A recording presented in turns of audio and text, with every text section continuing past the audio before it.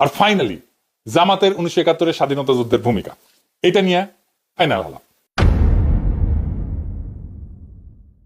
জামাতের বিরুদ্ধে অভিযোগ যেটা আওয়ামী লীগ করে, সে একই অভিযোগ করে বিএনপি।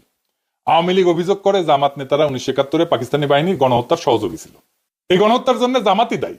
সেই কল্পিত অভিযোগে ফাঁসি দিছে তাদের নেতাদেরকে। সেই একই অভিযোগ করে আজকের দিনে বিএনপি। 1971 সালে আমরা যে স্বাধীনতার যুদ্ধ করলাম পাকিস্তানিদের থেকে বেরোয় আসার জন্য, তখন আপনারা শুধু বিরোধিতাই করেন নাই, ওই পাকিস্তান সেনাবাহিনীর সঙ্গে হাত মিলিয়ে গণহত্যা করেছেন। কথা বলতে আমার কোনো দ্বিধা হয় না। কিন্তু খালেদা জিয়া সেই বিচার সম্পর্কে কি বলেছিল শুনেন। আমি বলতে চাই, আজকে মুজাহিদি, সাইদি, সাইদি, কামরুজ্জামান, কাদের মোল্লা, এদের সবাইকে তারা মিথ্যে মামলা দিয়ে গ্রেফতার করে রেখে দিয়েছে। তারা ভেবেছে তারা স্বাধীনতা বিরোধী বলে তাদেরকে গ্রেফতার করেছে। আমি বলতে চাই, আজকে তারা যে অবস্থা করেছে, গোপন চুক্তি করে, স্বাধীনতার পরেও যে গোপন চুক্তি করেছে, স্বাধীনতা বিরোধী শক্তি হলো এই আওয়ামী লীগ, হলো স্বাধীনতা বিরোধী শক্তি, দেশের বিরোধী শক্তি হলো এই আওয়ামী লীগ। আগে তাদেরকে আগে ব্যবস্থা করতে হবে, তবেই এই দেশ নিরাপদ হবে, স্বাধীন হবে। শুনেন তো, উনি বলছেন মিথ্যা এগুলো মামলা। আচ্ছা, মির্জা ফখরুল কি বলেছিল শুনেন। আমাদের এই আলেম উলেমা জামাত ইসলামের নেতৃবৃন্দ, আমাদের মৌলানা নিজামী সাহেব, জামান সাহেব, কাশেমী সাহেব, এই পত্রিকাটির প্রকাশক ছিলেন, তাকে সহ অনেকে মৃত্যুদণ্ড, সালাউদ্দিন সাহেব সহ তাদেরকে মৃত্যুদণ্ড দেওয়া হয়েছে মিথ্যা মামলায়। শুনেছেন তো, সেও বলে হাম্বা, মানে তারও ওই একই কথা।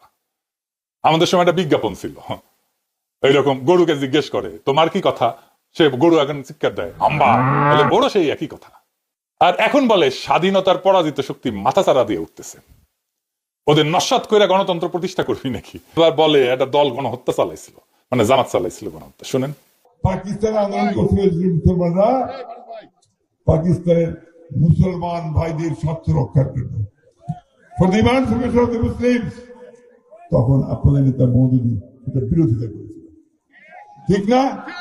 আর আজকে আবার 1971 সালে আমরা যে স্বাধীনতার যুদ্ধ করলাম পাকিস্তানিদের থেকে বেরোয় আসার জন্য, তখন আপনারা শুধু বিরোধিতাই করেন নাই, ওই পাকিস্তান সেনাবাহিনীর সঙ্গে হাত মিলিয়ে গণহত্যা করেছেন। কথা বলতে আমার কোনো দ্বিধা হয় না। জামাত নাকি রাজাকার ছিল, শুনেছেন না? গোলাম আজম রাজাকার, শুনেছেন না? গোলাম আজম রাজাকার ছিল না, পাগলা। গোলাম আজম রাজাকার ছিল না রে বেকুব, ছিল শান্তি কমিটির মেম্বার, ছিল শান্তি কমিটির নেতা। রাজাকার ছিল প্যারামিলিটারি ফোর্স, আমাদের আনসারের মতো। তাদের ড্রেস ছিল, ইউনিফর্ম ছিল, ব্যারাকে থাকতো, রেশন ছিল, আর গঠিত হয়েছিল সাধারণ মানুষকে দিয়া। রাজনৈতিক কর্মী ছিল তারা, মুসলিম লীগ, জামাত না। জামাত তখন এত বড় তৃণমূলের অর্গানাইজেশন ছিল না। আমার কথা বিশ্বাস করার দরকার নেই, বিদেশি নিউজ থেকে রাজাকার দেখেন কারা ছিল, পোশাক আশাক সহ, ওদের দাড়ি টুপি ছিল না। দেখেন, The government has organized a paramilitary force called Razakars. The Razakars' main duties are roadblocks, often carried out with a great show of force, and sentry duties around the main government installations. Some recruits to the Razakars are students, but many come from the militant wing of the Muslim League, who were responsible for much of the murder and the burning of villages which followed March the 25th.